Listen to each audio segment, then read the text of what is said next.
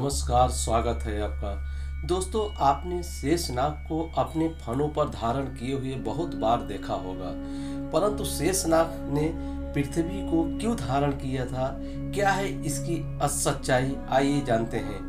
इस कथा का वर्णन महाभारत के आदि पर्व में मिलता है। दोस्तों, महर्षि कश्यप की दोनों पत्नी ने आपस में एक शर्त लगाई थी।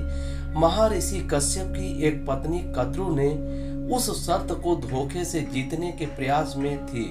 कद्रु ने अपने सर्प पुत्रों को अपनी सहायता करने के लिए कहा था, परंतु कुछ सर्प पुत्रों ने धोखे से अपनी मां की सहायता करने से इनकार कर दिया था। फिर कद्रु ने उन सर्प पुत्रों को श्राप दे दिया था जो उसकी सहायता से मना कर दिए थे। दोस्तों, श्राप का निवारण न मिलने पे सभी सर्प इकट्ठा होकर इस विषय पर विचार विमर्श करने लगे थे। उन सर्पों में एक शेषनाग भी थे। तब शेषनाग ने उन सर्पों का साथ छोड़कर कठिन तपस्या करने चले।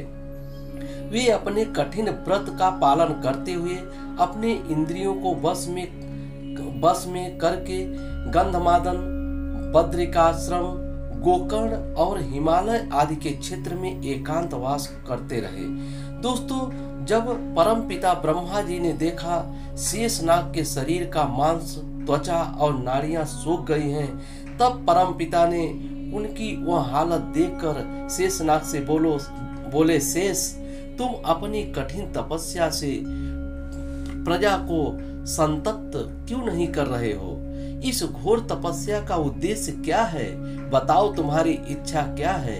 यह सुनकर शेष जी ने कहा, भगवान, मेरे सब भाई मूर्ख हैं, इसलिए मैं उनके साथ नहीं रहना चाहता। आप मेरी शिक्षा का अनुमोदन कीजिए। तब ब्रह्मा जी ने कहा, शेष, तुम्हारे भाइयों की करतूत मुझसे छिपी नहीं है। तुम उन सब की चिंता छोड़कर तुम मुझसे वर मांग लो। मैं तुम पर प्रसन्न हूँ, क्योंकि सौभाग्यवश तुम्हारी बुद्धि धर्म में अटल है। तुम्हारी बुद्धि सर्वदा ऐसे ही बनी रहे। तब शेष जी ने कहा, पितामह, मैं यही वर चाहता हूँ कि मेरी बुद्धि धर्म, तपस्या और शांति में संलग्न रहे। तब ब्रह्मा जी ने कहा, शेष, मैं तुम्हारे इंद्रियों और संयम से बहुत प्रसन्न हूँ। मेरी आज्ञा से तुम प्रजा के हित के लिए एक काम करो। यह सारी पृथ्वी सागर, वन, पर्वत और शहरों के साथ हिलती डुलती रहती है। तुम इसे इस प्रकार धारण करो जिससे यह अचल हो जाए। परमपिता के यह वचन सुनकर शेष जी ने कहा, मैं आपकी आज्ञा का पालन करूंगा। मैं पृथ्वी को इस प्रकार धारण करूंगा जिससे वह हिले डुले नहीं। इस पृथ्वी को मेरे सिर पर रख दीजिए। तब ब्रह्मा जी ने कहा, शेष, पृथ्वी ही तुम्हें मार्ग देगी, तुम उसके भीतर घुस जाओ। तुम पृथ्वी को धारण करके मेरा बड़ा प्रिय कार्य करोगे।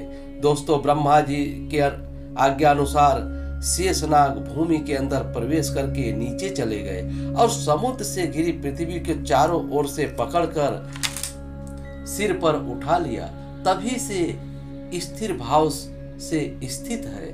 तो इस प्रकार से शेषनाग ने धारण किया था पृथ्वी को अपने फनों पर। दोस्तों, आपको हमारा वीडियो कैसा लगा? वीडियो अगर अच्छा लगे तो लाइक और सब्सक्राइब जरूर करें और कमेंट बॉक्स में ओम नमः शिवाय जरूर लिखें। धन्यवाद।